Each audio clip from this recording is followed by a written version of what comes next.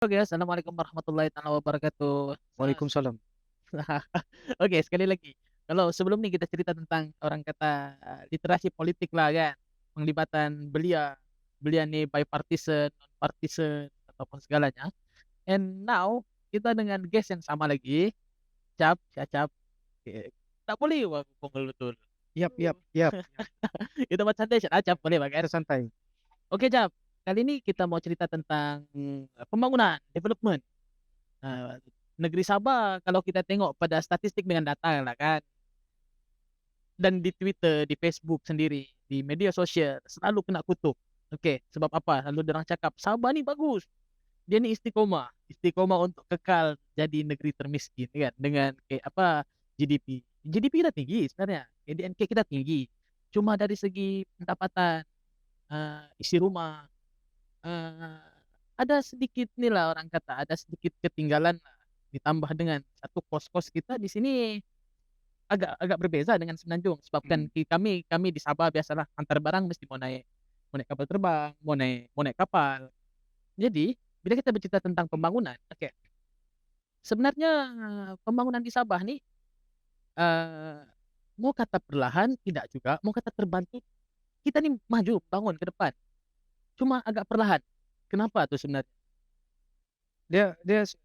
Bila bercerita soal development, soal pembangunan ekonomi di negeri Sabah, dia terlalu luas kalau kita mencari punca Oke, dan betul. alasan kenapa Sabah ni berlaku perkara-perkara yang seperti mana yang saudara sebut sebentar tadi.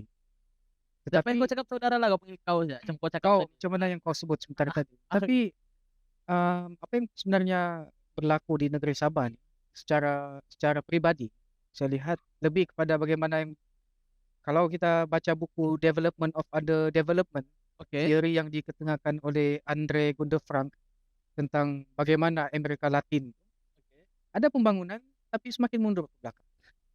Venezuela. Venezuela, Eh.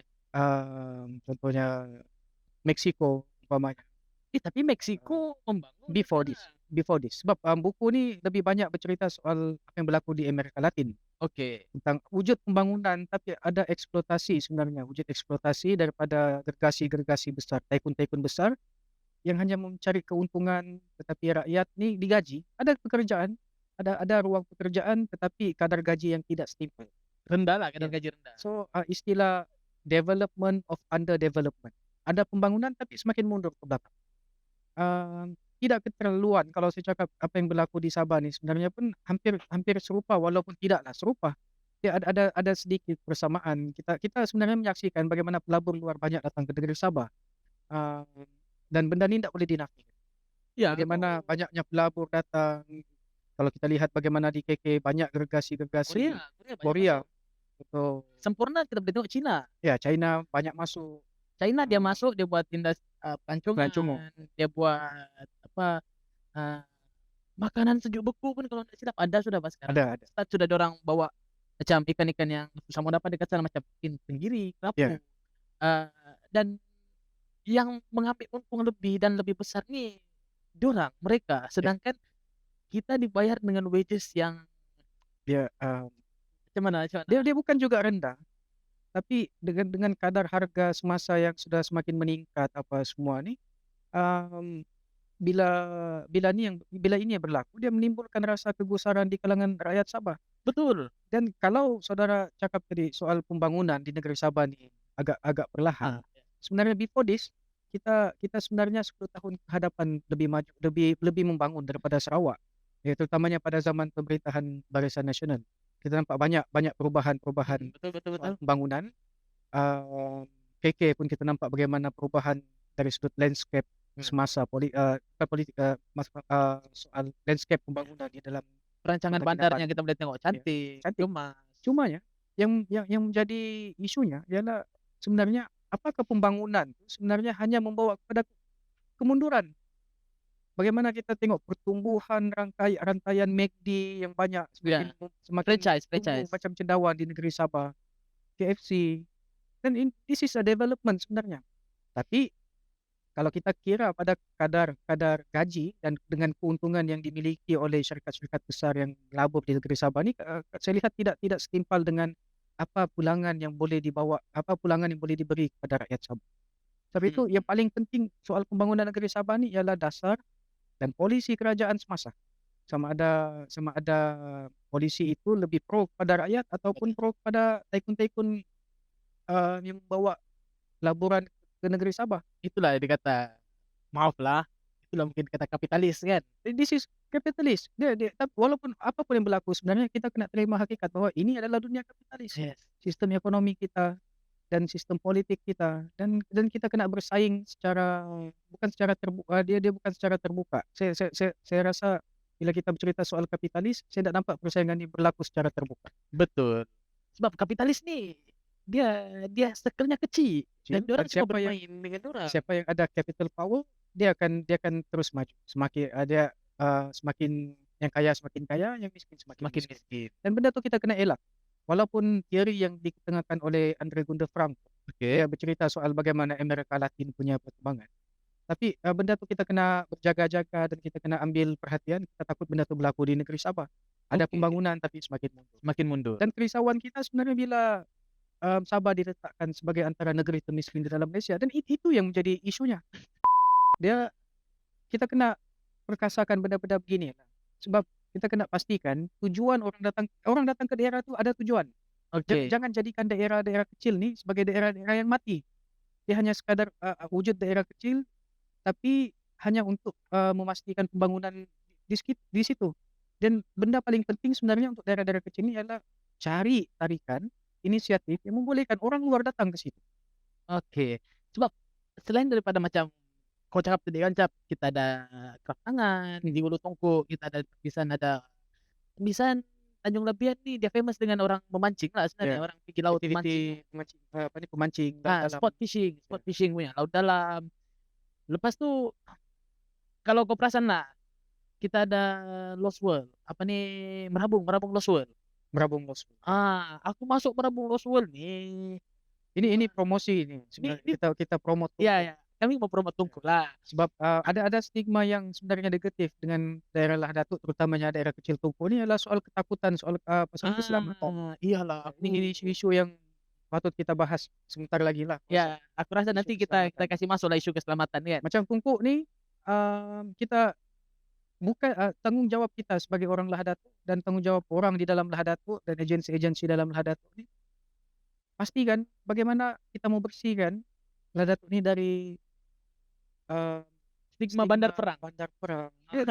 Kita ndak wujud pun berperang ni, mana ada. Okey. Istilah bandar perang ni kena dihapuskan lah, mana ada berperang. Betul. Dia pencerobohan Dia yang sebenarnya pencerobohan. bukannya ada berlaku peperangan pun. Jadi Tembak-menembak tu tetap ada. ini bukan sekadar menjejaskan ekonomi tempatan. Betul. Malah kalau kita lihat pada satu ketika sebelum insiden Tanduo tu berlaku di Tungku, ada pelabur gas asli Okey. dan ada kawasan gas asli yang telah ditemukan di sekitar perairan di Tungku ni, di area Tambisan Labian. Ada gas asli dan kuantiti yang cukup banyak. Tapi bila insiden Tanduo ni berlaku, semua yang Researcher dan researcher gas asli ni buat keputusan kita tak boleh teruskan sebab ada elemen-elemen safety issue lah. safety issue di kawasan sini. Sayang, dia sebenarnya akan memberi peluang pekerjaan yang banyak untuk anak-anak Tungku sebenarnya. Cuma isu-isu keselamatan ni lah kita kena sama-sama bantu. Sebab kita dua ni anak Jatil Lah Datuk. Betul. Apa yang berlaku di Lah Datuk dan kita tahu. Dan soal keselamatan di Lah Datuk ni sebenarnya kita boleh garanti lah memang tak ada masalah. Dia bukan sejak di Tungku. Kesan ni bukan sekadar berlaku di Tungku. Kesan ni juga berlaku di dalam daerah Lah Datuk. sekaligus menjejaskan usaha Lah Datuk untuk dinaik taraf menjadi sebagai majlis perbandaran. Bandaran, naik taraf kan daripada Ya. daerah kan. Bila ada rasa tidak yakin pelabur, rasa tidak yakin orang luar datang ke Lah Datuk, sekaligus yang menjejaskan tensi Lah Datuk. Insecurity. This is a security issue lah. Kalau kata pasal status bandar perang nih, aku ada satu kejadian tahun 2013, masa tu aku tengah SPM. 2013 ni tahun aku SPM. Jadi ada peristiwa unik. Lepas je aku habis SPM, aku sambung belajar.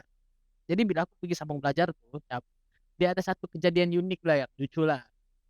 Bila dia tanya, masa orientasi, "Siapa sini orang Sabah?" Ke tangan, kata anak mainan nih. Tiba-tiba dia keluar satu soalan lagi, "Siapa sini orang Sabah, orang Nahdlatul?" Satu-satunya aku orang Nahdlatul, Angkat tangan. ke tangan. Wah, masalah deh. Dan lepas kejadian tuh, orang takut untuk friendly dengan aku.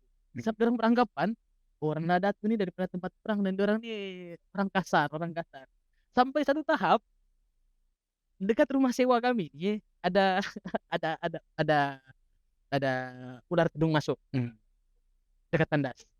Jadi aku masa itu dengarnya Hatta kan, ini story kita. Dorang panggil kau Tanduo? Dia panggil aku Tandu, tapi dorang panggil aku Gibilik, Long, Long, Long, kata. "Kenapa?" Kata, "Sekarang nih mau datang negara kami ikut ke tandas. Ada apa?"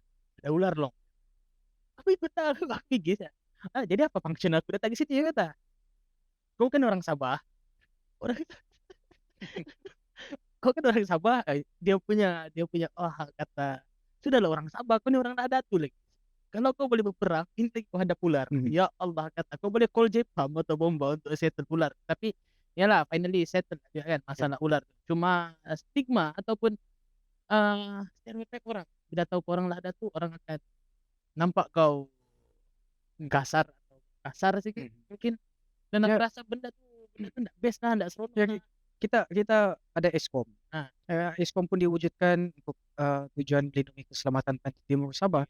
Walaupun ialah manusia mana yang tak ada kelemahan apa semua. betul. Even sistem yang dicipta oleh manusia pun ada kelemahan. So tetap akan ada lompang-lompang lah Ya, betul. sebenarnya yang Sebab apa dalam ya, isu keselamatan ni. Tapi secara peribadi, um, saya duduk di dalam Eskom dan adalah kawan-kawan yang berada di dalam Eskom tu, oke, dan saya garanti memang 100% Eskom sangat bekerja untuk memastikan keselamatan pantai timur Sabah. betul. Cuma ada satu benda yang kamu kena paham, Sabah ni unik. Sabah ni unik. Yang pertama adalah, mau kata Sabah ni maju, alhamdulillah kita maju, kita ada pekerjaan. Dan Sabah ni sayangnya dia dikelilingi oleh, di kirinya, di kanannya ada 2 negara yang, satu selatan Filipina dia ada konflik, Ya, kan. Konflik selatan Filipina dengan dia punya, yalah perang perang saudara yang ndak habis-habis. Dan di sebelah pula kita ada Indonesia, di mana Indonesia ni boleh kata sekarang developing dan ramai memilih untuk balik ke Indonesia, tapi masih tidak kurang juga yang datang ke Sabah ni untuk kerja atau Semenanjung ni untuk kerja.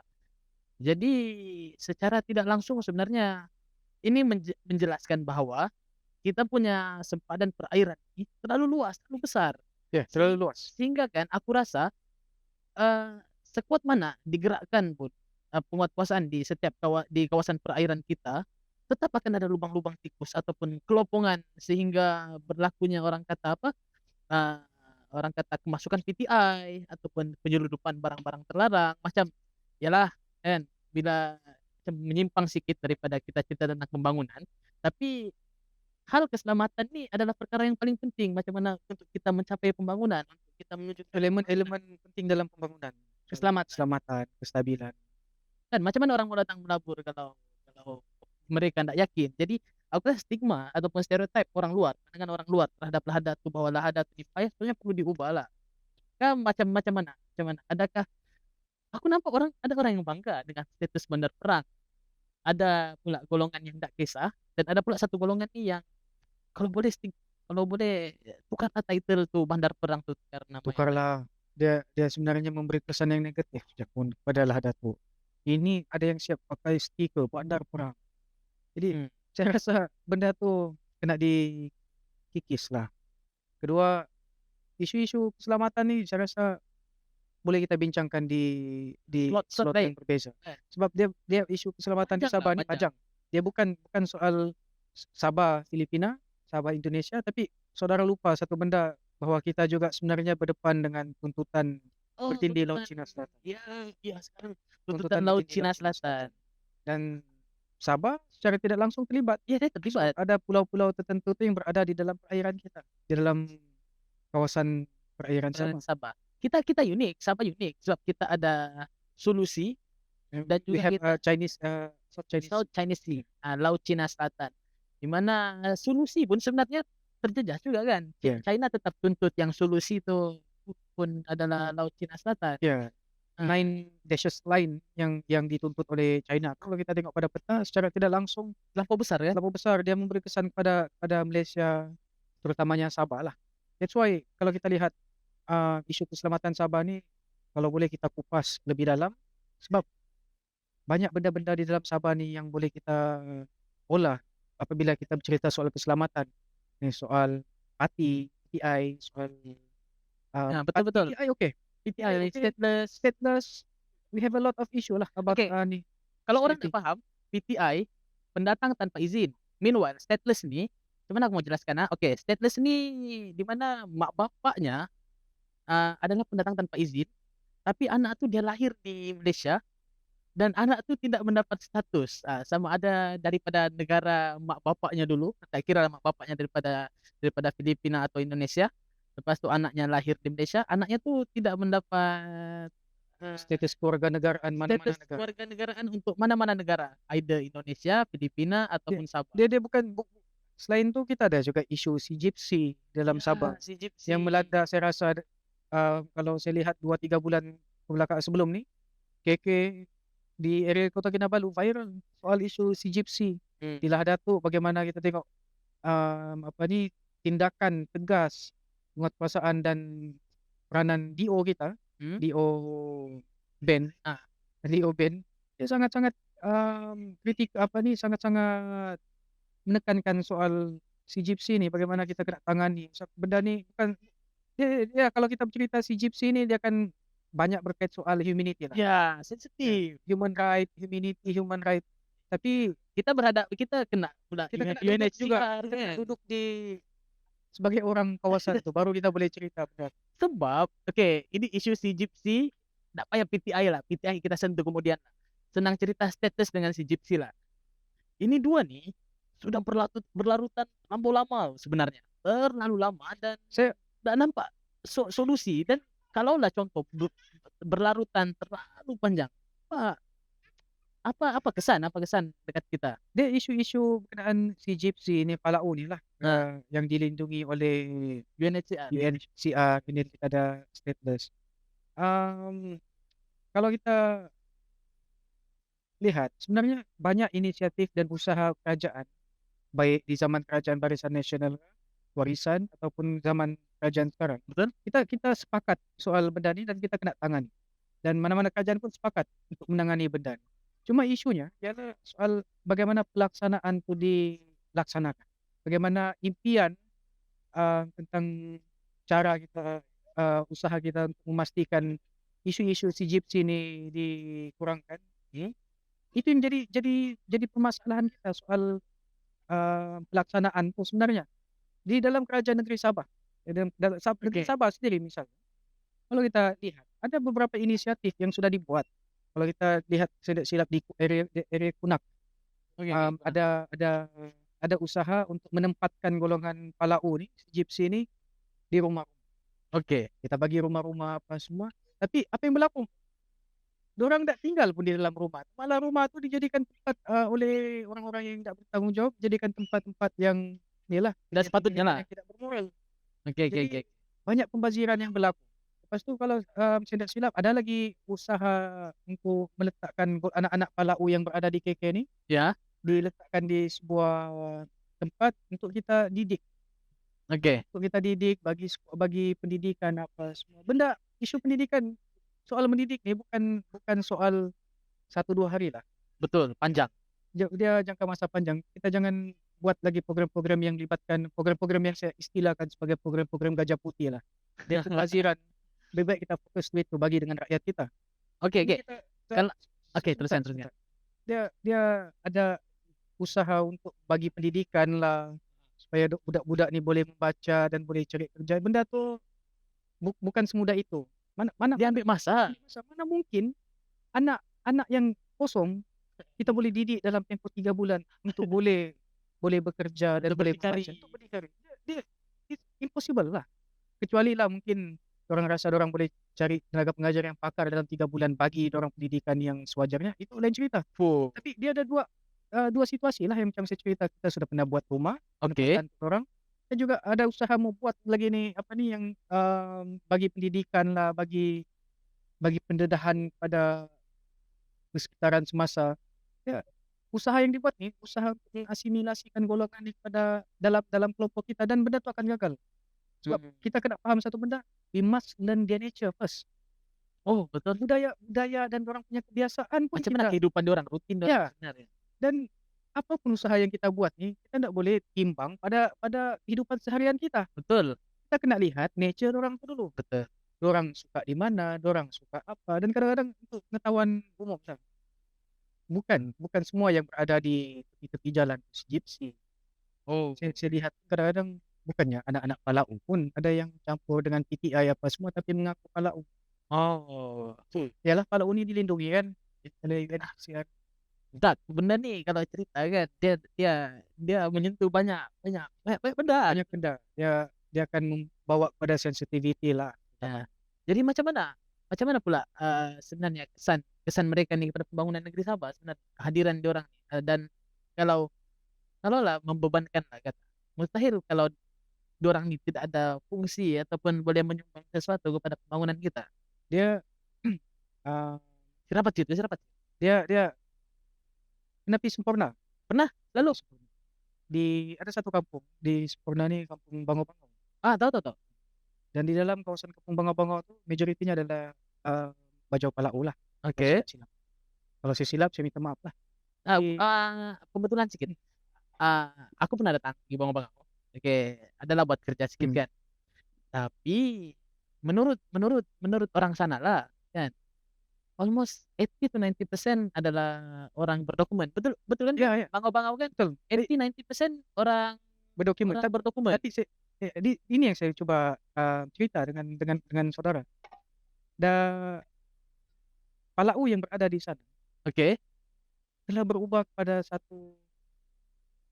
pada identiti Palau yang berbeza. Palau yang baru. Ramai yang berpendidikan, ramai yang jadi cikgu juga, ada yang kerja sebagai penjawat awam, dan usaha yang inilah saya cakap berjaya dan boleh kita laksanakan Oke. dengan syarat pelaksanaan tu sasarannya tepat. Oke. Jangan buat benda-benda yang inilah projek-projek gajah putih inilah. Dia akan jadi kerja-kerja yang mensia-siakan. Di Bangau-Bangau ada beberapa orang yang saya kenal sana cikgu tapi yalah etnik Bajau Bajau Palau. Sebab ginilah aku pernah dengar lah kan isu Bajau Palau ni asalnya kan diorang ni tinggal di tengah laut, diorang berumah di tengah laut.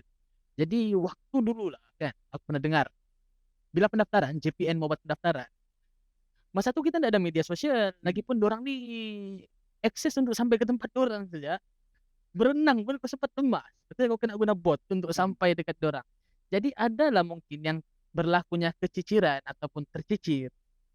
Tapi ada saja pun sebenarnya dalam suku Bajau ni banyak lagi pecahan sebenarnya. Banyak, Dan banyak Palau ni antara dia punya ranting-ranting ada Ubia, ada Bajau Sama kan. Jadi mau kata semua Bajau Palau tu ataupun si Gypsy tu tidak berpendidikan, tidak berdokumen salah Salah. juga sebenarnya.